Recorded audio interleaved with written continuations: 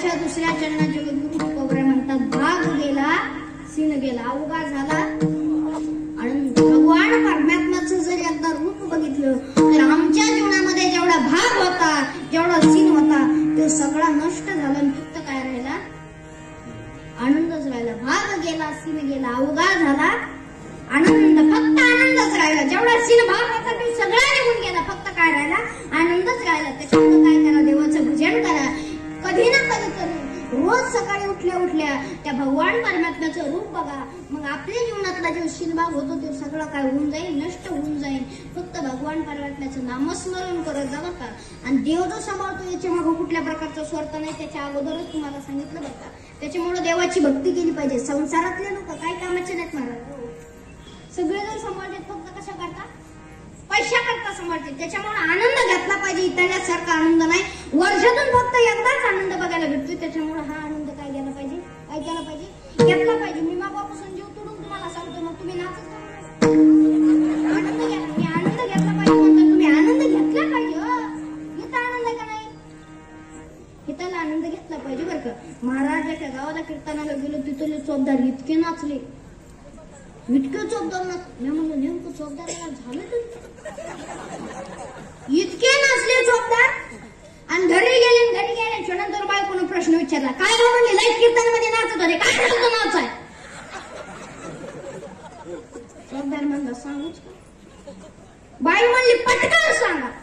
चोपदार म्हणला खरंच सांगू का? बाई म्हणली सांगतात का नाही? चोपदार म्हणला काय सांगा? कीर्तनामध्ये मी आनंद करता नाचत नव्हतो, त्याचं कारण असं आहे. काय सांगा? जेव्हापासून कीर्तन सुरू झालं तेव्हापासून धोत्र झुरळ घुसलं, मला कीर्तन संपुष्ट निघलंच नाही.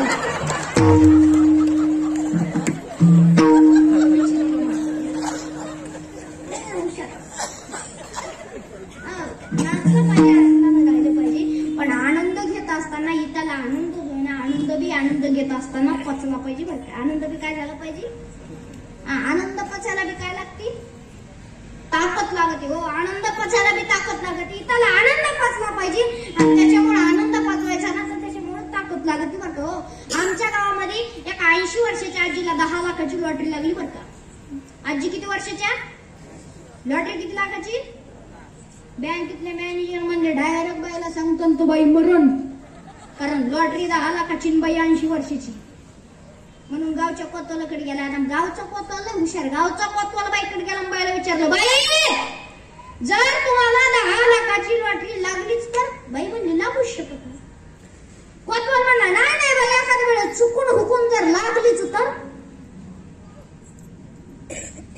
बाई म्हणली आतापर्यंत तरुण होते, 80 वर्षाची झाली, आतापर्यंत 10 लाखाची लॉटरी लागली नाही ना, आताच कशी लागली? कोतवाल म्हणला बाई एखाद्या वेळेस जर लागलीच तर काय करता? बाईला हुशार होती. बाई म्हणली मला जर 10 लाखाची लॉटरी लागलीच तर त्यातले 5 लाख तुला कोतवालच मिळाला.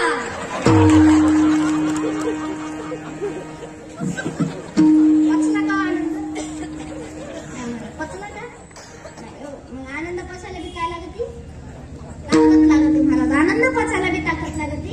त्याच्यामुळे इथला आनंद घेतला पाहिजे. इथल्यासारखा आनंद दुसरीकडे कुठं नाही. देव सांभाळतो महाराज आपल्याला. त्याच्यामुळे देवाची भक्ती केली पाहिजे बरं का. तुकोबरायांनी सुद्धा देवाची भक्ती केली. तुकोबरायांनी देवाचं नामस्मरण केलं. सतत देवाची भक्ती केली तुकोबरायांनी. हो, सतत करायची. जगद्गुरु तुकोबराय भक्ती. एके दिवशी जगद्गुरु तुकोबराय बाहेर दिसायला बसले, तेव्हा सुद्धा नामस्मरण करत होते. आणि जगद्गुरु नामस्मरण करत असताना रामेश्वर भट्टेंनी जगद्गुरु तुकोबरायांची जीभ धरली. आणि जगद्गुरु तुकोबरायांची जीभ धरल्याच्या नंतर रामेश्वर भट्टे तुकोबरायांना म्हणतात, अरे तुझ्या लाज वाटली पाहिजे, पवित्र जागेवर सुद्धा नामस्मरण करतो झाले. आणि त्यानं देवाला सांगितलं मला डब्बी द्या. आता त्याला डब्बी दिली, त्या डब्बीमध्ये अंगठी दिली. त्या अंगठी जशी काढली लगेच दुसरी अंगठी निघायची, दुसरी काढली की लगेच तिसरी निघायची. अशा अंगठ्या गरीबाचा माणूस श्रीमंत झाला. आणि बयाचं काम लय असतं, तुला म्हणून सांगते आणि अख्ख्या हडप सरला याडा देते. असं बयाचं काम. सगळ्यांच्या हाताची वड्याला धुवायला गेल्या लगेच कसं. दुसरी म्हणजे तू इतकी गरीब होती, गरीबाची श्रीमंत झाली कशी? लगेच कशी तुला म्हणून सांगते. ती लगेच सांगते अशी शंकराची भक्ती केली, शंकर प्रसन्न झाले, डब्बी दिली, असं सांगितलं बरं का. हिला धुणं नाही धुतलं, काय नाही. नवरा घरी जेवत होता, त्याला जेवण सुद्धा नाही दिलं. उठता म्हणलेलं का शंकराची भक्ती करा. जेवली नाही. बिचारा गपचीप उपाशी पोटी निघाला. शंकराची भक्ती केली, 15 दिवस भक्ती केली.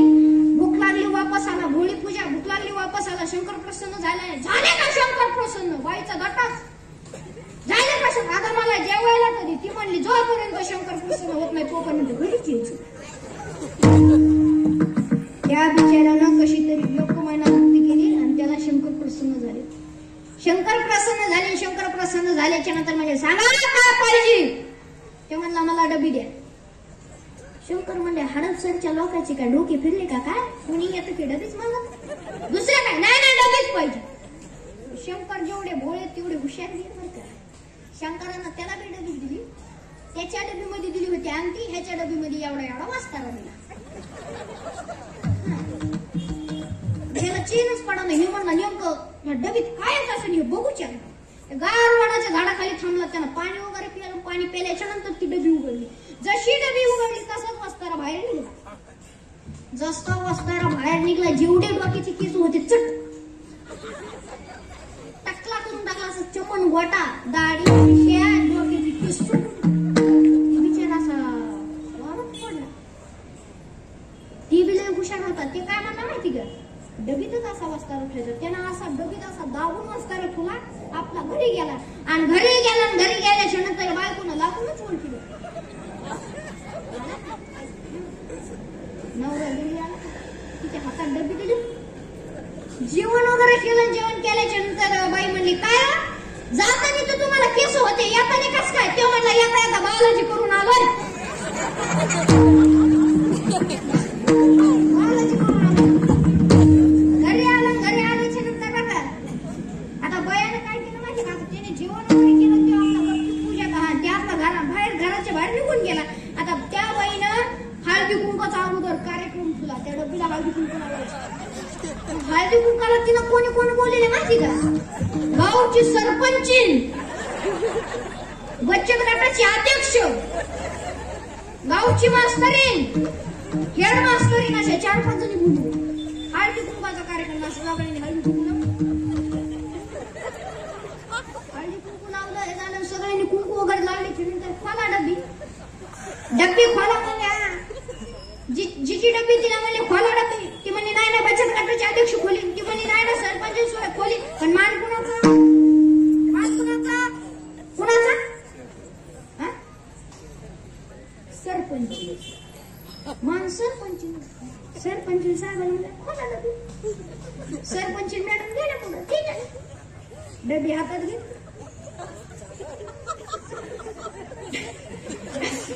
डबी उघडली. जशी डबी उघडली तसा वस्तारा बाहेर निघाला. सरपंचीने चटके सुभुगा.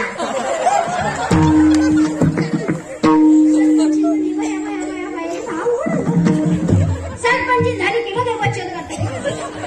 गावची मास्तरी, घराची मालकी. सरपंची म्हणती या डब्यात काय होतं? ती म्हणती वस्तारा होता. घराच्या दिशेने निघाले.